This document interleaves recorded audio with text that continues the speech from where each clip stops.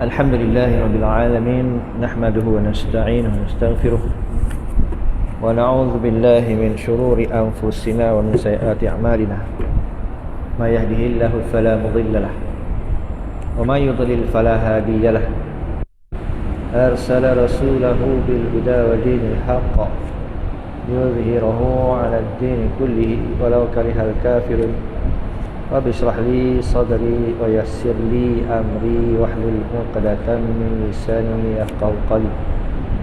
Alhamdulillah, syukur kepada Allah Subhanahu wa taala dengan limpah kurnia Allah berikan kesempatan kepada kita pada waktu ini untuk bersama meneruskan pengajian. Mudah-mudahan Allah Subhanahu wa taala bukakan pintu hati kita, memberikan kefahaman kita kepada agama-Nya dan mudah-mudahan diberikan taufik serta hidayah untuk kita memahami dengan ilmu apa yang kita pelajari dan beramal dengannya, insya-Allah. Baik, jadi insya-Allah sedang jemaah rahmati Allah Subhanahu wa taala, sambungan kitab Faridatul Faraid fi Ilmi Al-Aqaid. Sampai muka surat berapa? 19. Beza antara kedua ini gitu kan?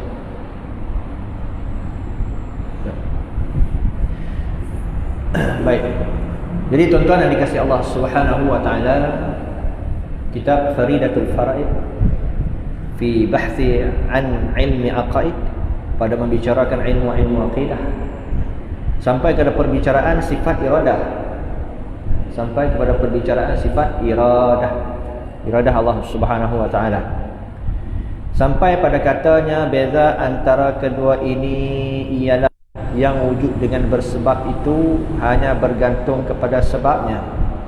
Bila didapati sebabnya, maka didapatilah musababnya, tanpa kaitan dengan yang lain, seperti gerak anak jari. Ia sebab bagi geraknya cincin. Bila didapati yang pertama, didapati pula yang kedua. Sedangkan yang wujud dengan tabi'ah itu bergantung kepada ada syaratnya dan ketiadaan penghilangnya. Contohnya api tidak menghangus melainkan jika bersentuhan dan tidak basah. Okey, baiklah. Ini membicarakan berkenaan dengan apa tuan-tuan? Berkenaan dengan sifat iradah Allah Subhanahu wa taala. Baik. Baik, jadi katanya pengarang kita beza antara kedua ini. Kedua yang mana? Kita kena tengok semulalah, kita punya pelajaran yang lalu ni. Kat mana? Beza antara kedua ini ialah yang wujud dengan bersebab itu hanya bergantung kepada sebabnya. Baik. Beza yang wujud sesuatu kebiasaan walid, wujud sesuatu mesti kena ada sebab dia. Wujud dengan bersebab itu bergantung pada sebabnya. Bila didapati sebabnya, maka didapatilah musababnya. Contoh makan. Sebab bagi makan itu, maka musababnya itu kenyang. Begitulah kita katakan. Tanpa kaitan dengan yang lain, seperti gerak anak jari. Dia sebab bagi geraknya cincin. Begitu juga contoh dia kata seperti gerak anak jari sebab bagi geraknya cincin. Bila didapati yang pertama, didapati pula yang keduanya. Bila didapati sebab, didapatilah musabab dia. Sedangkan yang wujud dengan tabiat itu bergantung kepada ada syaratnya. Adapun sesuatu yang wujud dengan sebab tabiat, tabiat ni artinya kebiasaan, bergantung kepada syaratnya. Jadi ada syarat dia. Dan ketiadaan penghalangnya dan ketiadaan penghalang. Baik, jadi sesuatu yang sebab kata apa? Wujudnya sesuatu dengan sebab musabab dan wujud sesuatu dengan sebab tabi'ah. Maka dengan sebab tabi'ah ini dia perlu kepada syaratnya. Dan dengan syarat juga ketiadaan penghalang. Tidak ada sesuatu yang menghalang. Contohnya seperti api. Tiada menghangus melainkan jika bersentuhan dan tiada basah. Baik, jadi kita kata jenis apa? Wujud dengan tabi'ah seperti api. Seperti api. Api itu adatnya, tabiatnya bila kita cucuh dia bakarlah. Bila kita cucuh dia membakar. Tapi nak membakar dia tu kena syarat dia juga. Dan syaratnya mestilah tidak ada penghalang pada dia. Tidak ada penghalang. Apa yang penghalang? Contoh, api itu tabiatnya membakar. Tapi sekiranya ada penghalang seumpama mana basah, ada air kena pada pakaian ataupun kena pada kertas, maka api yang tabiatnya juga membakar pada asalnya juga dia tidak membakar. Sebab ada penghalangnya. Sebab tak cukup syarat dia. Syarat dia apa? Mesti kena kering. Kering baru api membakar. Itu dari segi adatnya, tabiatnya. Baik. Tiada menghangus melainkan jika bersentuhan dan tiada basah. Baik. Dan hukum mengiktikadkan sesuatu itu memberi bekas. Hukum mengiktikadkan sesuatu itu memberi bekas. Ini kita nak ceritakan berkenaan dengan lebih kepada hukum adat lah tuan-tuan. Kebiasaan ada sesuatu mesti kena ada sebab musabab dia. Ataupun kita kata kalau dengan adat, dengan tabiat, baik, itu adatan, kebiasaan dia. Hukum mengiktikad sesuatu itu memberi bekas. Barang siapa yang mengiktikad bahawa sesuatu itu memberi bekas, makna sesuatu ni iaitulah selain daripada Allah lah. Kalau sesiapa yang i'tikad selain daripada Allah itu memberi kesan, memberi bekas dengan sebab atau dengan tabiatnya, sama ada dengan sebab ataupun dengan tabiat, maka tiada khilaf, yakni dengan zatnya, maka tiada khilaf pada kufurnya. Baik, sebab makan ubat lah sembuh, dia kata. Sebab makan ubat, sebab makan ubat, musabab dia sembuh. Sebab makan ubat, jadi musabab dia, kesan dia sembuh. Maka siapa yang i'tikad sebab makan ubat lah sembuh, diri ubat tu sendiri, zat ubat tu sendiri, maka tidak ada khilaf ulama pada kufurnya. Ataupun kita katakan siapa yang i'tikad, maknanya tabiat itu memberi bekas, api mesti wajib membakar, mesti wajib membakar. Tak boleh kalau api itu tidak membakar. Baik, maka boleh juga menggelincirkan akidahnya. Baik, sebab apa? Sebab tabiat ini pun atas kehendak Allah Ta'ala juga. Tidakkah kita orang kata kenangkan kisah Nabi Allah Ibrahim AS? Nabi Ibrahim dicampak ke dalam api oleh Namrud. Api yang besar, bukan api yang kecil-kecil, api yang besar. Namrud ni dia punya himpun kayu api, kemudian bila dicucuh tuan-tuan, sampaikan orang tak boleh nak hampir. Nak hampiri, orang kata apa? Api yang menjulang tadi ni. Punyalah besar api, punyalah orang kata panas. Akhirnya dijadikan, diciptakan, dia orang ni buat satu manjanik. Manjanik ni macam alat bidah. Dia bubuh Nabi Ibrahim, dia tarik, pum, dia bidah masuk dalam api. Sebab terlalu panas. Maka dibakarlah Nabi Allah Ibrahim AS dalam api. Kemudian lepas dah habis api tadi ni, dah terpadam apa semua, namun Nabi Ibrahim masih duduk elok-elok lagi dalam tu. Qulna ya na bardaw wa salaman ala Ibrahim. Allah Ta'ala perintahkan api agar sejuk untuk Nabi Allah Ibrahim alaihissalam. Kalau kita kata dari segi tabiatnya, dari segi adatnya, terbakar tak? Terbakar. Baik, itu dari segi adatnya. Makna adat ni segi kebiasaan. Kebiasaan ini boleh bersalahan, sah bersalahan. Tak semestinya adat ini mesti berlaku macam tu kena berlaku. Macam juga kisah Nabi Allah alaihissalam, pisau yang tajam yang nak disembelihkan ke leher Nabi Allah tak boleh memotongkan leher Nabi Allah Ismail alaihissalam. Lalu ditukarkan dengan kibas. Baik.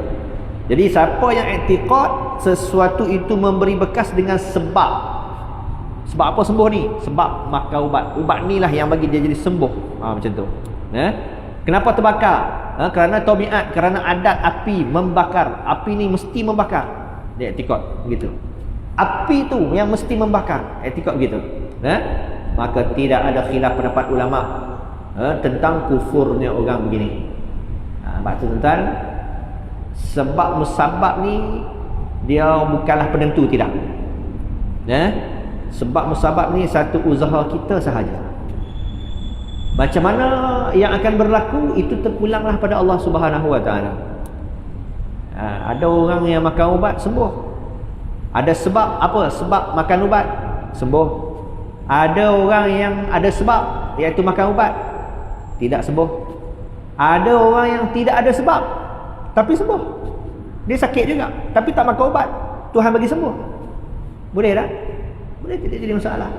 Sebab i'tikad kita Ahlu Sunnah wal Jamaah, yang memberi bekas, memberi kesan siapa? Allah. Sebab, musabab, tabiat, adat, itu berlaku secara, orang kata, secara apa? Secara zahirnya sahaja. Maka penentunya itu adalah Allah Subhanahu Wa Taala. Dan sesiapa yang mengiktikadkan bahawa kekuatan yang dijadikan padanya oleh Allah Ta'ala itu memberi bekas, maka adalah ia orang yang fasik dan juga bid'ah. Siapa yang iktikad Allah Ta'ala bagi aku kekuatan, maka akulah yang pukul dia ni, maka akulah yang bunuh orang ni, maka akulah yang buat dengan kekuatan yang Tuhan bagikan kepada kita. Orang begitu adalah, adakah orang begitu kufur? I'tikad begitu tidak kufur, tetapi i'tikad tersebut adalah i'tikad orang yang fasik. Fasik ni orang yang telah rosak agama dia. Dan juga orang yang bid'ah. Bid'ah ni artinya i'tikad yang tak pernah diajar oleh Nabi. Itu bid'ah dari segi akidah. Dia beriktikad tidak seperti mana yang pernah diajar oleh Nabi sallallahu alaihi wasallam. Baik. Jadi kenapa orang ini tidak kufur? Sebab dia masih beriktikad kekuatan yang ada padanya itu daripada Allah, bukan daripada diri dia. Dan sebab itu dia tidak jadi kufur, hanya menjadi fasik saja. Tapi yang jadi salah, dia pula beriktikad dengan kekuatan tersebutlah dia yang jadikan, dia yang tentukan dengan kekuatan yang Tuhan bagi kepada dia. Itu yang salahnya. Kalau kita, Allah Ta'ala bagi kekuatan kepada kita, kemudian Allah Ta'ala jugalah yang menentukan apa yang akan berlaku. Dia bagi kekuatan kepada kita, kita usaha. Baik, keputusan daripada usaha kita, Allah yang akan tentukan. Begitu, itu i'tikad kita. Dan termasuk dalam golongan tersebut ialah orang yang mengiktikadkan bahawa hamba ini memberi bekas pada perbuatannya dengan kudrat yang dijadikan padanya oleh Allah Ta'ala. Dia termasuklah juga golongan yang beginilah. Jadi apa yang dia buat adalah kerana kudrah yang Tuhan bagi kepada dia. Maka dengan kudrah yang Tuhan jadikan kepada dia, maka dialah yang memberikan kesan. Ini juga adalah i'tikad yang fasik, lagi bid'ah. Kemudian lagi katanya, sesiapa yang mengiktikadkan bahawa Allah Ta'ala jualah yang memberi bekas, Tuhanlah yang memberi kesan, menurut pandangan akalnya mesti bersamaan, tidak mungkin bersalahan dengan segala sebab yang biasa itu pada apa yang disertainya, maka orang ini jahil dengan hakikat hukum adat dan terkadang boleh membawa kepada kekufuran. Baik, golongan yang ketiga ni, dia kata apa? Dia beriktikad dia i'tikad Allah jualah yang memberi kesan. Tentu okey dah. Dia i'tikad Allah lah yang memberi bekas, Allah lah yang memberi kesan. Menurut pandangan akalnya mesti bersamaan. Iaitu di segi pandangan akal dia mesti kena serupa, tak boleh bersalahan sama sekali dengan apa yang disertainya. Contoh tuan-tuan, dia kata apa? Dia kata api mesti membakar. Dia kata betul lah, Allah mesti membakar sesuatu bila adanya api. Dia kata begitu masalahnya. Kalau tak terbakar tak boleh. Maka orang ini dikatakan sebagai orang yang jahil kepada hukum adat. Hukum adat, tuan-tuan. Hukum adat kan dulu kita mengaji pada bab hukum akal. Hukum akal apa? Hukum ni ada 3. Hukum akal, hukum syarak, hukum akal, hukum adat. Dulu kita mengaji 3 perkara ni kan. Hukum-hukum ni ada 3. Hukum syar'i, hukmul adat dengan hukmul aqli. Ada 3 perkara. Kita mengaji dulu. Baik. Jadi kita kena bezakan di antara hukum akal dan hukum adat. Hukum adat ni sesuatu yang biasa berlaku dan akan berlaku macam biasa berlaku, tetapi hukum adat ini sah dan boleh bersalahan. Itu mana hukum adat. Contoh kita kata makan 3 pinggan, adat kita kata kenyang. Tapi kadang-kadang makan 3 pinggan tak kenyang, boleh bersalahan. Api yang orang kata panas boleh membakar, adat kita katakan. Tapi boleh terkadang api yang panas, memang adat kebiasaan api mesti bakar, kebiasaan adat. Tapi boleh tak kalau api itu tak membakar? Boleh. Peristiwa yang berlaku kepada Nabi Allah Ibrahim alaihissalam. Ini hukum adat. Itu kena faham elok. Hukum adat, hukum yang kebiasaan berlaku. Tetapi hukum adat ni tak semestinya kena berlaku macam tu, boleh bersalahan. Cuma dia ni kebiasaan dia begitu. Itu nama hukum adat. Baik, maka adapun hukum akal, sesuatu yang tidak boleh bersalahan sama sekali. Contoh, wajib pada akal kita wujudnya Allah Subhanahu wa taala. Mustahil pada akal Tuhan itu tiada. Kan? Itu hukum akal. Hukum akal tidak boleh bersalahan sama sekali. Jadi orang yang begini ni, dia ni jahil dengan hukum adat.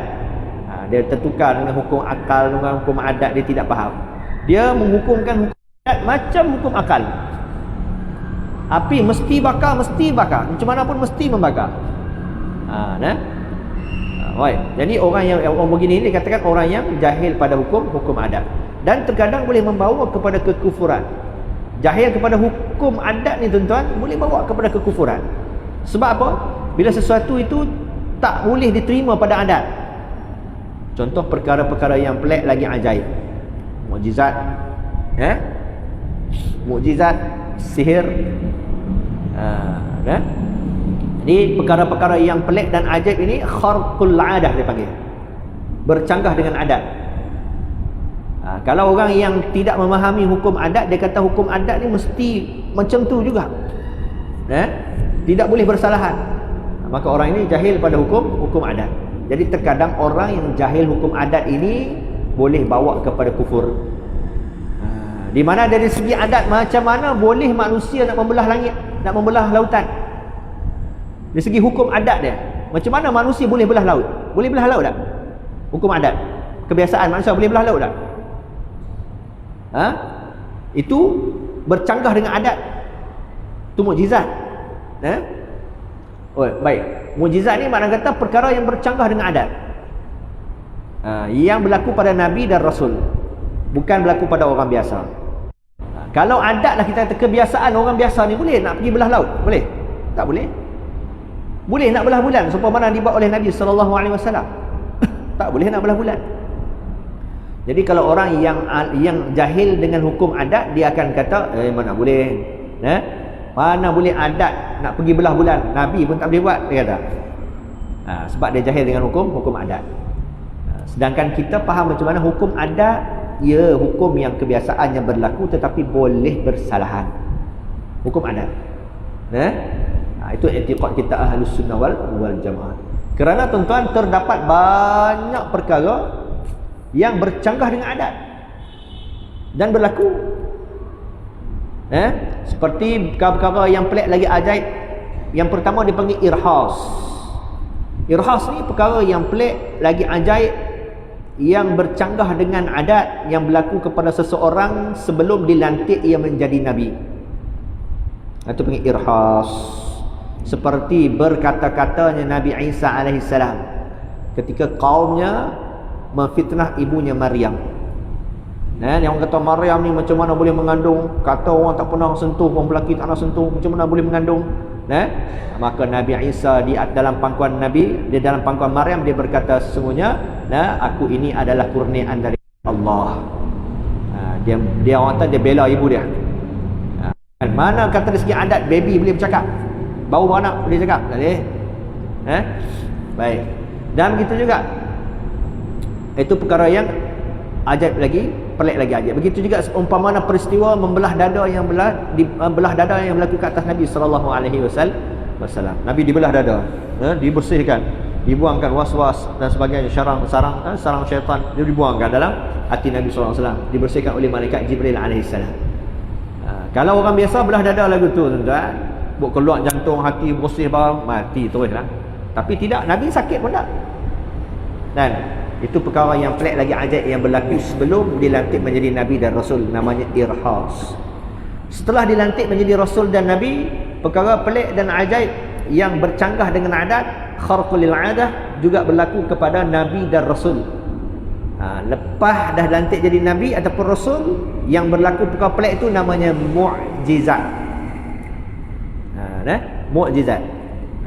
Nabi Isa ketuk dia punya tongkat, fadrib bi'asakal hajar fanfajarat minhu 12 aina. Ketuk tongkat, pecah batu, keluar 12 anak mata. Bagi minum daripada 12 suku kaum Bani Israel. Nabi Muhammad tak payah ketuk batu, dia minta doa pada Allah Taala, keluar air di celah-celah jari Nabi sallallahu alaihi wasallam. Lagi hebat. Nabi Musa alaihi salam belah lautan. Nabi sallallahu alaihi wasallam belah bulan. Itu boleh dikatakan apa saja mukjizat yang ada pada nabi-nabi yang lain ada pada Nabi kita sallallahu alaihi wasallam. Bahkan lebih hebat lagi Nabi kita sallallahu alaihi wasallam. Baik. Jadi perkara yang pelik dan ajaib ini berlaku kepada Rasul dan Nabi, namanya mukjizat. Mukjizat ni apa tuan-tuan? Daripada kalimah ajaza yu'jizu, i'jazan, mu'jizatan. Mukjizat ni artinya perkara yang melemahkan. Melemahkan apa? Melemahkan orang yang nak menafikan bahawa itu adalah Nabi ataupun Rasul. Bila didatangkan perkara pelik ni, jadi orang tak boleh, orang kata tak boleh nak kata bukan Rasul, mesti ini Nabi. Melemahkan hujah mereka. Itu mukjizat. Baik, kemudian perkara yang pelik dan ajaib berlaku kepada kekasih Allah, kepada wali-wali Allah, dipanggil sebagai karamah.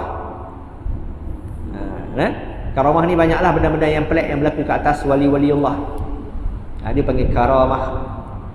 Dan begitu juga perkara yang pelik lagi ajaib berlaku kepada orang-orang yang soleh, juga pernah berlaku. Maka itu dinamakan sebagai ma'unah. Bukan al-ma'unah tu dah. Ini ma'unah artinya pertolongan Allah. Kan contoh kita katakan masya-Allah, haji ni orang baik, orang soleh. Orang yang baik, yang tak pernah orang cari pasal dengan orang, tak pernah kata dengan orang, sembahyang jemaah tak pernah tinggal, zikir selawat tak pernah tinggal daripada mulut dia apa semua. Orang sangat baik. Tiba-tiba berlaku kemalangan. Lori balak dengan lori ayam, bom, penyek dia duduk tengah-tengah tuan-tuan. Dia naik kereta kancil, hancur lembu kereta kancil. Tapi dia keluar sikit, tak ada benda pun. Luka ada apa dah. Segi adat kita katakan mustahil boleh hidup haji ni. Lori balak dengan lori pasir, boom, hantam tengah-tengah gitu dah. Adat kata memang mati lah. Kereta kancil hancur, tapi dia tak ada benda pun, keluar luka pun tak ada, bergabuk-bergabuk gitu je. Kan? Ni perkara yang pelik. Ini dipanggil ma'unah, berlaku kepada orang-orang yang soleh. Baik, kita pun mungkinlah kalau kita orang yang soleh, mudah-mudahan ada dapat ma'unah pertolongan Allah Ta'ala. Kan, bawa kereta dalam hutan ni, kan, balik kampung, masuk dalam pendalaman, pom, tayar kita pecah. Pecah-pecah, kita keluar-keluar, tiba-tiba datang je orang, "Cik, ada apa cik?" "Tayar kita pecah lah." "Okey, tak apa, kita tolong dia pasang tayar semua." Okey. Kemudian dia pun belah lagu tu saja. Kita pun terima kasih apa semua, naik kereta, fikir balik, siapa dia tengah-tengah hutan ni? Siapa tiba-tiba je datang pertolongan Allah Subhanahu Wa Taala. Itu namanya ma'unah. Baik, ada juga perkara pelik dan ajaib yang berlaku kepada orang-orang munafik. Orang-orang munafik, orang-orang kafir ataupun orang-orang yang fasik, iaitulah sihir. Sihir ni silap mata tuan-tuan. Dia menggunakan perantaraan jin mengelabui mata kita, lihat perkara tersebut seperti yang luar biasa, berlaku seperti luar biasa. Di antara kebiasaan sihir yang orang gunakan di dalam pembedahan batin. Kalau tuan-tuan pernah tengok pembedahan orang belah jantung, belah batin lah, apalah dan sebagainya kan. Kebanyakan mereka menggunakan sihir. Kan semua lah wallahu alam lah, tapi kebanyakan dia belah batin. dan macam-macam lagi lah.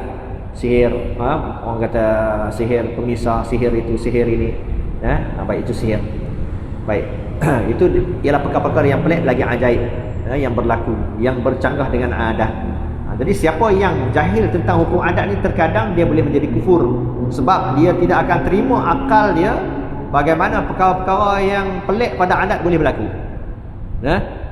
Baik.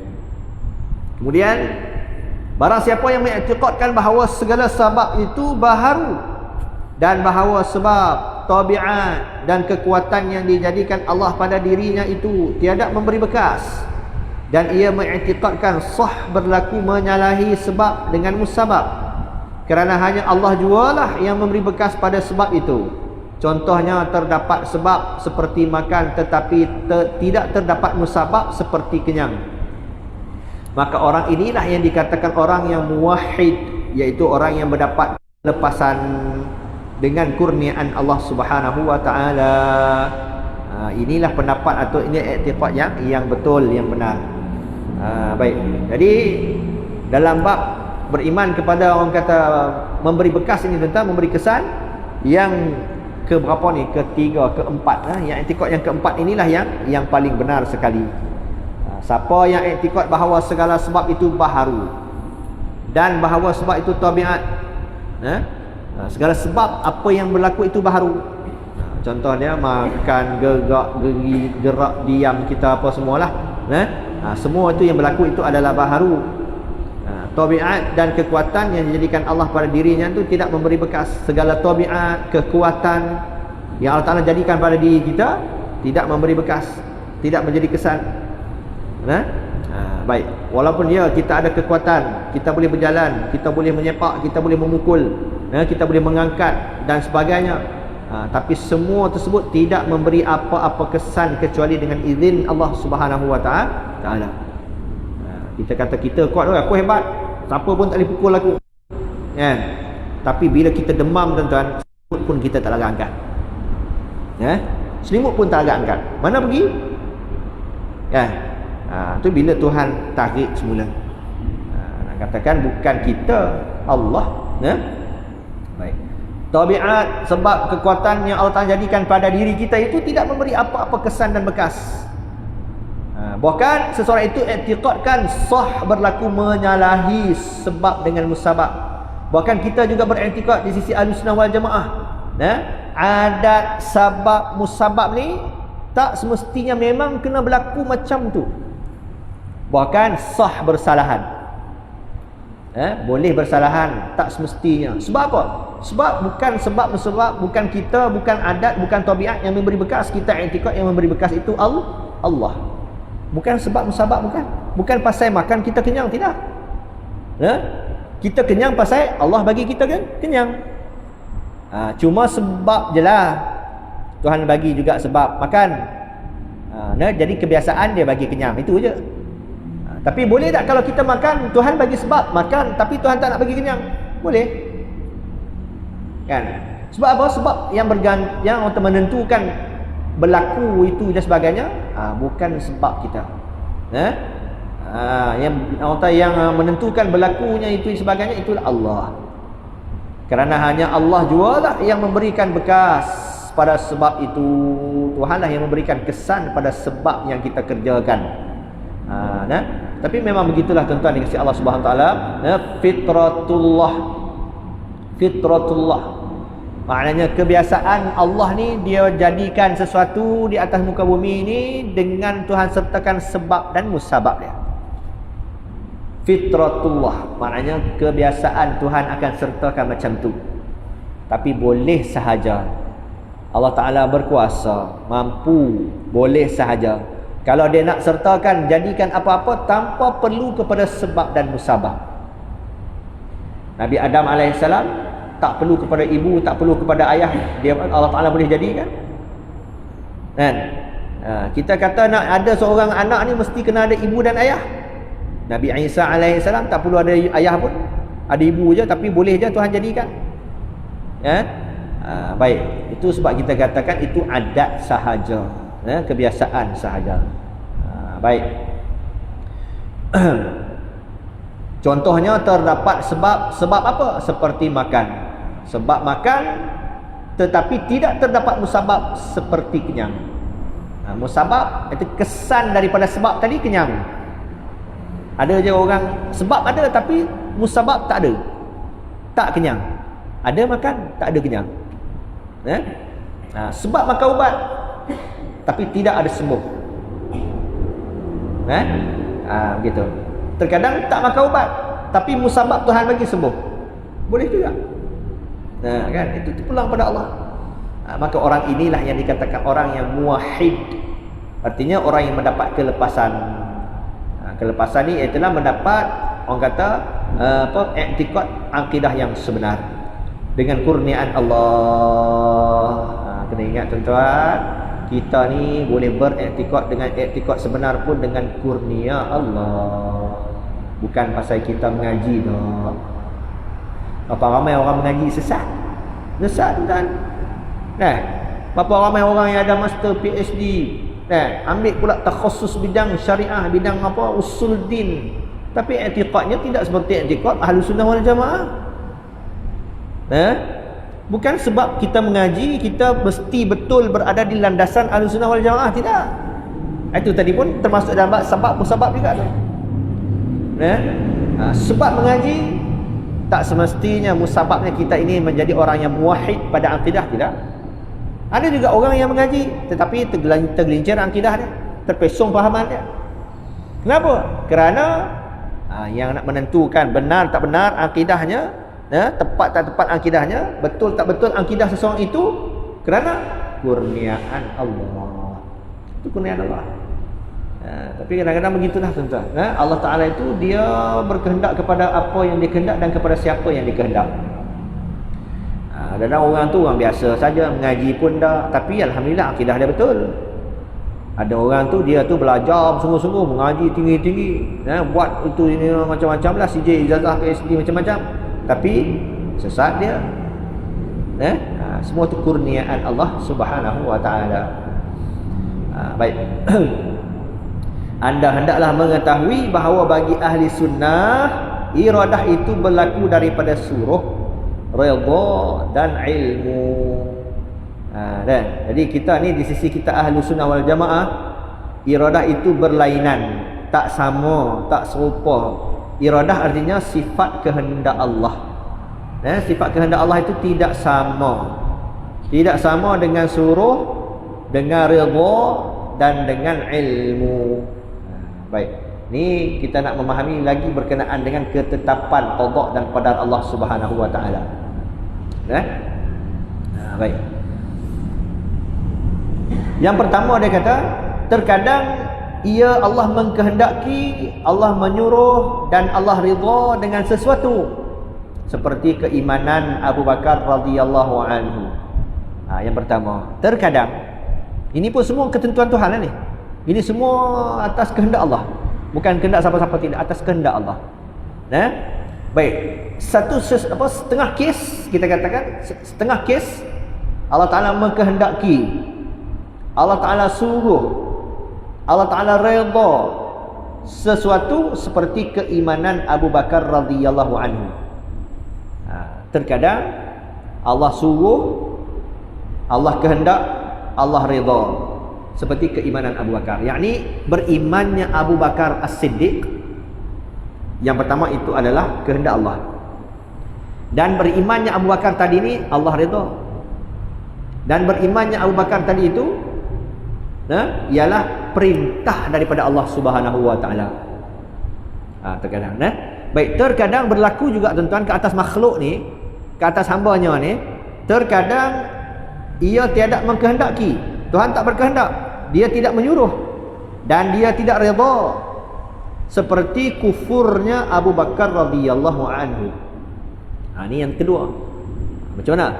Kufurnya Abu Bakar, Tuhan tak kehendak, Tuhan tak mau, Tuhan tak kehendak Abu Bakar itu kufur. Sebab tu Abu Bakar itu beriman, dan Tuhan tak suruh pun Abu Bakar kufur, dan Tuhan tidak redha kalau Abu Bakar itu kufur. Baik, ini ketetapan yang kedua. Terkadang berlaku begitu. Terkadang tuan-tuan, Allah Ta'ala mengkehendaki sesuatu, tetapi dia tidak menyuruh dan dia tidak redha. Seperti kufurnya Fir'aun. Terkadang berlaku juga sesuatu, iaitu Tuhan mengkehendaki Fir'aun itu kufur.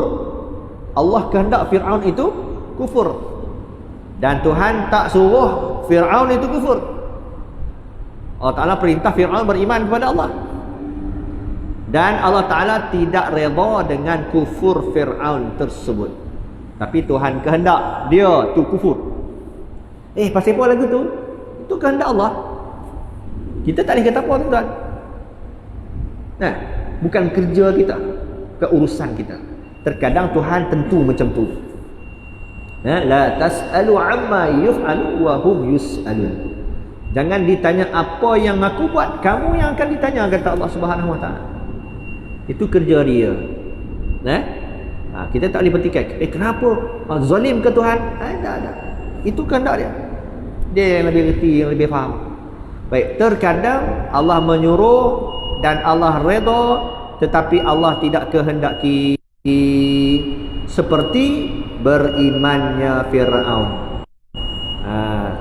Terkadang Allah Ta'ala suruh, Allah Ta'ala perintah Fir'aun itu beriman, dan kalau Fir'aun itu nak beriman, Tuhan redha dengan Fir'aun, tetapi Tuhan tak berkehendak dia beriman. Kenapa? Jangan ditanya kenapa, tu kehendak dia. Kita tidak tahu hikmah di sebalik apa sahaja kehendak Allah Subhanahu wa taala. Baik. Adakah Tuhan itu zalim? Tidak. Wa ma zalamahumullahu walakin anfusahum yazlimun. Dan tidaklah Allah menzalimi mereka itu, tetapi hakikatnya mereka itulah yang menzalimi diri mereka sendiri.